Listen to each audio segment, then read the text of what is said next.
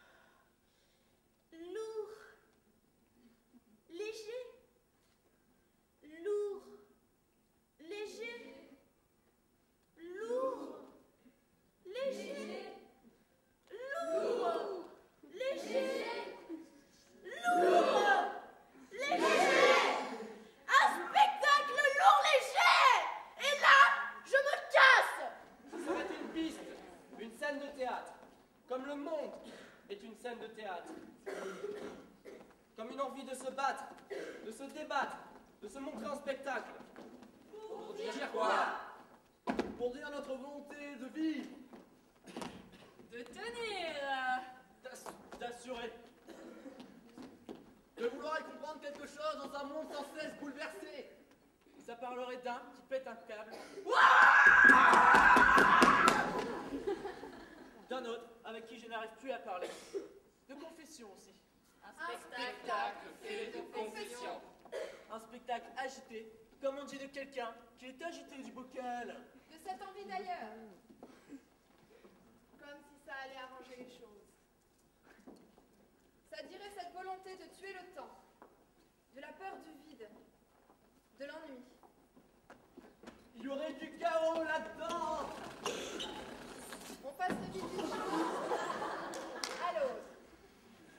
On devrait pouvoir tout dire, même si on sait que c'est impossible. On travaillerait sur l'humain, ce qui est essentiel. Humain, profondément humain. Ça parlerait de culpabilité, de tout ce qui fait qu'on n'est jamais bien là où on est. Ça aurait envie d'éternité. Ça serait différent de ce qu'on a fait jusqu'à maintenant. Et ça continuerait d'être pareil, à la fois triste et gai, grave et léger. Ça parlerait d'amour, de compte à régler. Ce qui n'est pas régi et ne le sera jamais. De ces mots qui nous restent en travers de la gorge. De ces vies tant bien que mal vécues. D'acharnement! De tout ce qui est toujours à recommencer parce qu'on se dit qu'un jour on y arrivera. Ça serait nourri de films, de scénarios, de vidéos, de délires qui ne sont pas si délirants que ça, puisque la vie est bien plus cinglée que tous les spectacles qu'on peut faire.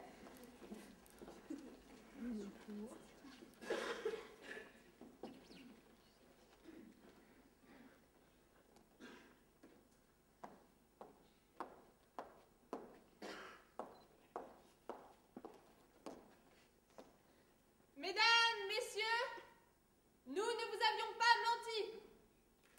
Nous vous avons annoncé des monstres. Et vous verrez des monstres. Ils vous feront rire. Et trembler. Pourtant, si le hasard l'avait voulu, vous auriez pu être l'un d'eux.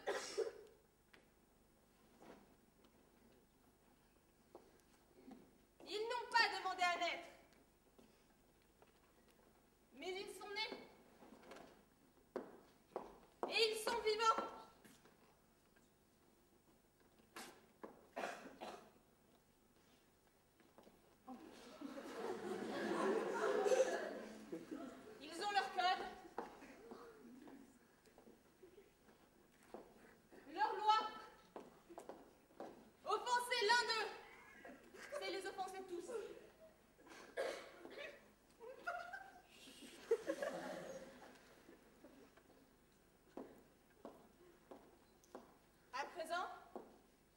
voulez bien me suivre, vous allez voir la plus extraordinaire, la plus monstrueuse créature de tous les temps.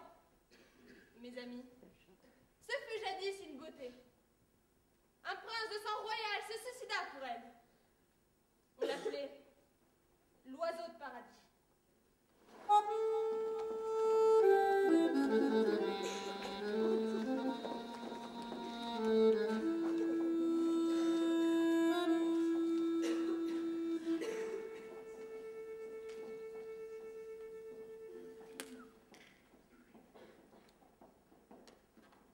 Jacques Courbet était un romantique. Il ne mesurait que 71 cm. Mais il y avait des moments, lorsqu'il entrait sur la piste, en chevauchant son brave destrier, Saint-Eustache, où il avait l'impression d'être un preux chevalier du temps jadis, prêt à se battre pour sa dame. Qu'importe si Saint-Eustache n'était un brave destrier que dans l'imagination de son maître. Qu'importe si l'entrée en piste de Monsieur Courbet était invariablement accueillie d'éclats de rire moqueurs et de bombardements de peaux de banane et d'orange. Qu'importe toutes ces choses pour le petit bonhomme qui vivait dans ses rêves et fermait les yeux aux dures réalités de la vie. Or, il arriva qu'après de nombreuses représentations humiliantes que seuls les rêves rendaient agréables, l'amour fit son entrée en piste et fit un signe majestueux à Monsieur Jacques Courbet.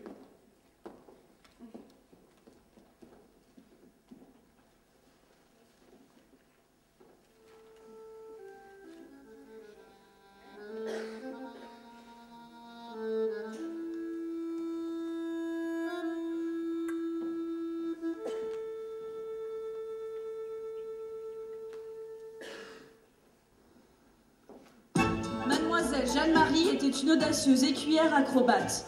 Le minuscule cœur de Monsieur Jacques Courbet cessa de battre lorsqu'il la vit le premier soir où elle apparut sur la piste. Grande et brune, du type Amazone, elle possédait des yeux ronds et bleus de bébé qui ne trahissaient pas la moindre étincelle de son âme de paysanne cupide, des lèvres carmin, toujours souriantes, de grandes dents blanches étincelantes. Son partenaire était Simon Lafleur, le Roméo du podium, glabre, avec de grands yeux noirs et des cheveux flamboyants enduits de brillantine. Dès les premières représentations, Monsieur Jacques Courbet aima Mademoiselle Jeanne-Marie. Les charmes plantureux, si généreusement révélés par les collants et les paillettes, le faisaient rougir et baisser les yeux. Les familiarités qu'elle permettait à Simon Lafleur, les contacts acrobatiques entre les deux partenaires, leur proximité, tout cela faisait bouillir le sang du cul-de-jatte. Il grinçait des dents dans une rage impuissante en observant Simon Lafleur tenant Mademoiselle Jeanne-Marie enlacée et extatique, tandis qu'elle levait vers le ciel sa jolie jambe pailletée.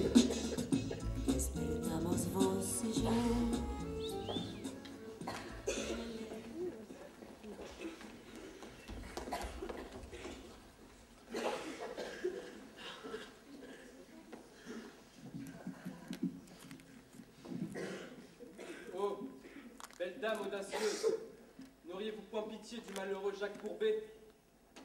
Il est avide de vos sourires. Il meurt d'envie de posséder vos lèvres. Toute la nuit, il s'agite dans son lit et rêve de Jeanne-Marie. Qu'est-ce que cette comédie, mon brave petit homme? Simon Lafleur vous a-t-il envoyé pour me taquiner? Que la peste étouffe, Simon. Je ne joue point la comédie. Il est trop vrai, mademoiselle, que je vous aime, que je veux faire de vous ma femme. Maintenant que je suis riche. Est-ce que je vous ai bien compris, Monsieur Courbet? Vous me proposez là un mariage honorable? Oui, mademoiselle, un mariage honorable, et tout ce qu'il faut pour être à l'abri du besoin. Le sang qui empourprait les joues pleines de mademoiselle Jeanne-Marie disparut peu à peu. Ses lèvres cessèrent de se crisper aux commissures, ses yeux se plissèrent légèrement. Cela faisait des années qu'elle était écuyère, et elle en avait assez. La vie sous le chapiteau d'un cirque avait perdu tout son attrait. Elle aimait le fringant Simon Lafleur, mais elle savait bien que ce Roméo n'épouserait jamais une fille sans dot.